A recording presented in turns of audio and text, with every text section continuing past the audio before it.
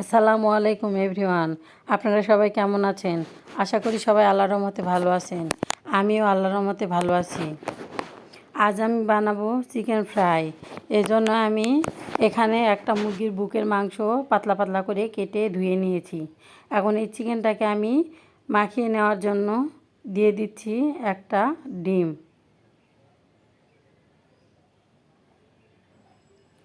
এরপর আমি দিয়ে দিচ্ছি এখানে 1 চামচ লবণ।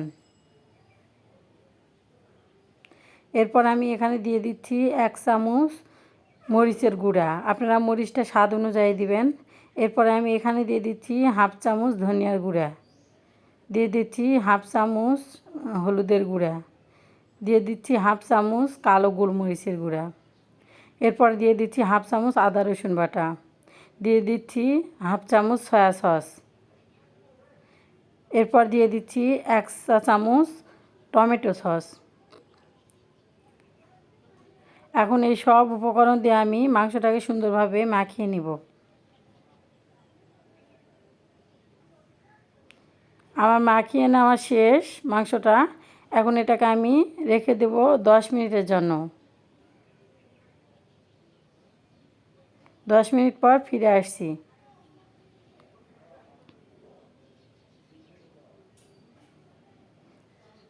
আমার 10 মিনিট হয়ে গেছে। 10 মিনিট পরে আমি এটাকে আরও কিছু উপকরণ দিয়ে এটাকে সুন্দরভাবে মাখিয়ে নেব। এখানে আমি দিয়ে দিচ্ছি 1 কাপ বেসন। এখন এই বেসনটাকে আমি মাংসের সাথে সুন্দরভাবে মাখিয়ে নেব।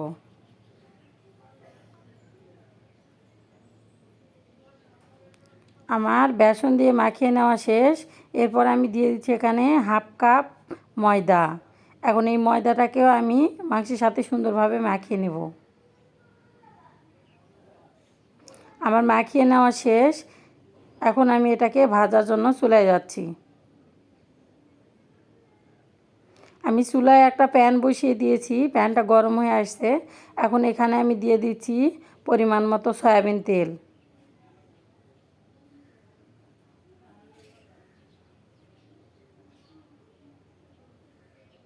আমার তেলটা প্রায় গরম হয়ে আসছে। এখন এখানে আমি দিয়ে দিচ্ছি আমার সেই মাখিয়ে রাখা চিকেনগুলো। আমি একটা একটা করে চিকেন সুন্দরভাবে দিয়ে নিচ্ছি। আমার সবগুলো চিকেন দেওয়া শেষ। এখন এটাকে আমি সুন্দরভাবে উল্টিয়ে পাল্টিয়ে ভেজে নেব। আমার চিকেনের এক পাশ প্রায় ভাজা হয়ে গিয়েছে। এখন এটাকে আমি সুন্দরভাবে উল্টিয়ে নিচ্ছি।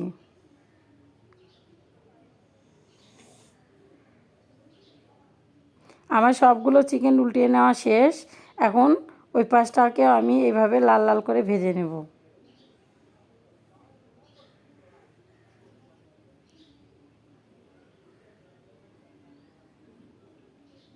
আমার চিকেনটা দুই পাশে ভেজে নেওয়া শেষ। এখন এটাকে আমি উঠিয়ে নেব। আমার সবগুলো চিকেন উঠিয়ে নেওয়া শেষ। এখন আমি বাকি চিকেনগুলোকেও এভাবে উল্টিয়ে পাল্টিয়ে ভেজে নেব।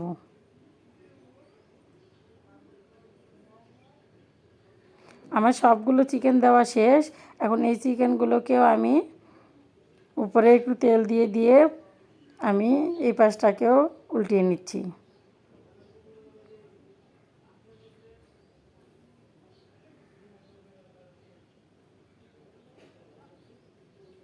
আমার সবগুলো চিকেন উল্টিয়ে নেওয়া শেষ। এখন এটাকে আমি সুন্দরভাবে ভেজে নেব লাল লাল করে। আমার চিকেনটা প্রায় দুই পাশে হয়ে গিয়েছে। এখন এটাকে আমি উঠিয়ে নিচ্ছি।